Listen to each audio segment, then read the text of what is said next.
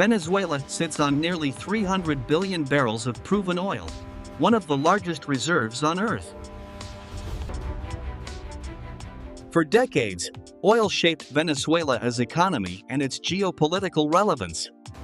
Crude from Caracas once flowed to the US, China, and Europe, powering nations and profits alike. But by the 2020s, sanctions and mismanagement had hollowed out production. Output plunged from millions of barrels per day to a fraction of past levels.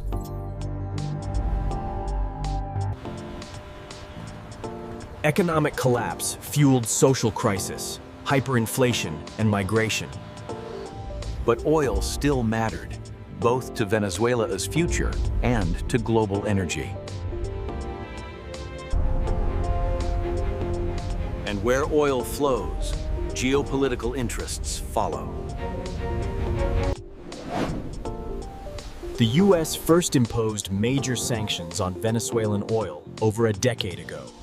These targeted Venezuela's key state company and blocked crude exports.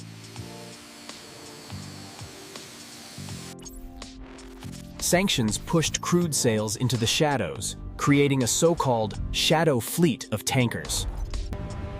Venezuela relied on intermediaries and offshore vessels to keep oil flowing. Washington responded with fresh sanctions and pressure campaigns. 6 tankers were sanctioned, accused of carrying oil linked to illicit trade.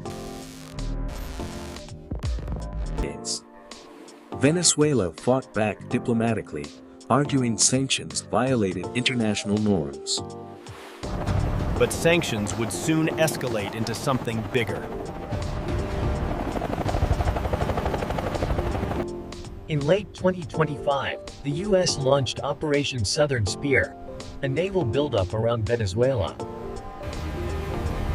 A sanctioned tanker was boarded and seized off Venezuela's coast, marking the first direct action. Washington targeted ships tied to oil transport, widening the blockade. The goal? Choke off Venezuela's lifeblood, EPM, its oil exports. Caracas denounced the blockade as illegal and a threat to sovereignty. International law debates flared. Was this enforcement or overreach? Critics warned the blockade risked destabilizing regional markets. Min nærmeste accusations is bound to maybe talk about. Oil had become the flashpoint in a geopolitical standoff. In early 2026, U.S. officials shifted strategy, focusing on diplomacy and industry to manage energy. Chevron announced plans to ramp up production by up to 50%, signaling renewed interest. Plans emerged for Venezuela to export up to 50 million barrels of crude to U.S. refineries. It also meant diverting cargoes initially bound for other markets. U.S. refineries prepared to process heavy Venezuelan crude, long sidelined by sanctions. Poland's new leadership in Caracas slowly opened doors to cooperation. Economists weighed costs and benefits of renewer integration. Oil was now a tool of negotiation, not just conflict. When Venezuelan oil shifted routes, global markets reacted within hours. Supply uncertainty slowed shipments across the Atlantic. Fuel prices fluctuated, affecting consumers far beyond the region. American refineries adjusted blends to compensate.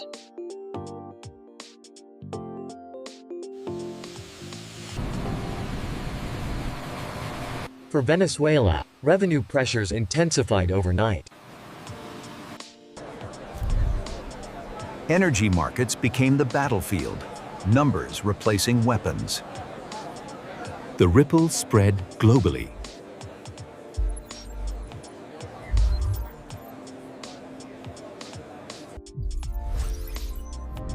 And this was only the beginning.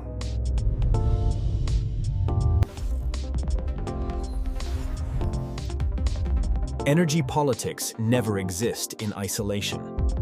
New buyers quietly stepped in.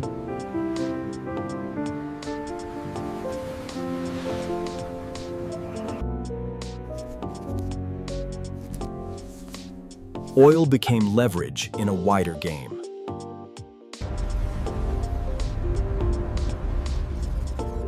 Control of routes mattered as much as supply.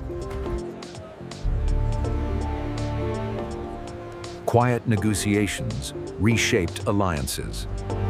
Oil influenced currencies.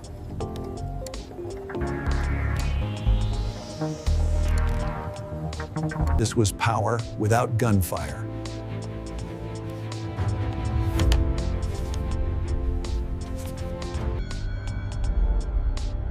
And every move mattered.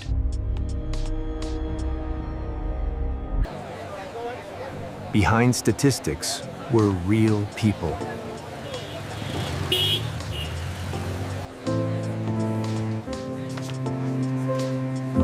Economic pressure reached households. Jobs hung in the balance.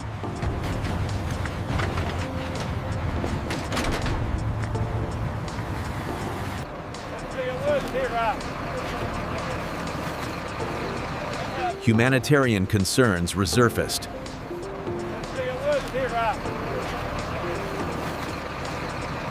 Humanitarian concerns resurfaced. The impact crossed borders.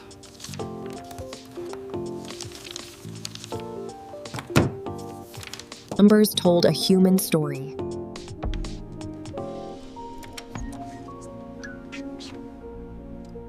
Energy decisions shape lives.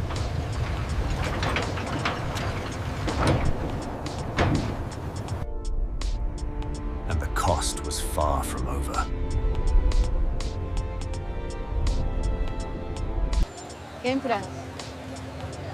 Behind statistics were real people.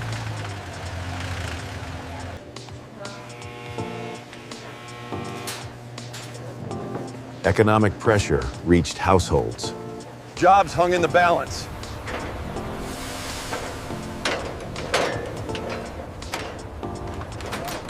Humanitarian concerns resurfaced.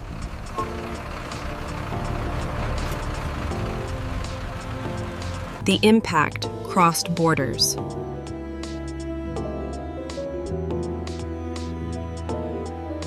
Numbers told a human story.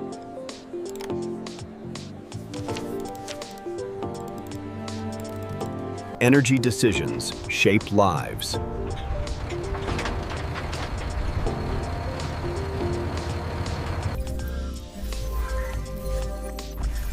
The oil war hinted at what comes next.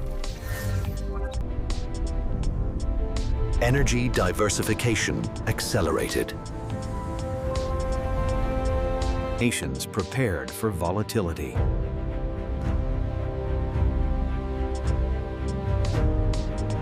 Stability returned, but cautiously.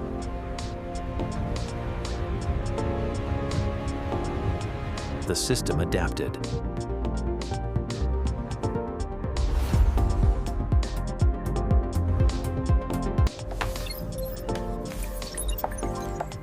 Lessons were learned. Energy wars no longer look like wars. This was the oil war you didn't notice. Like, subscribe, and follow Warfare Dynasty for real geopolitical stories.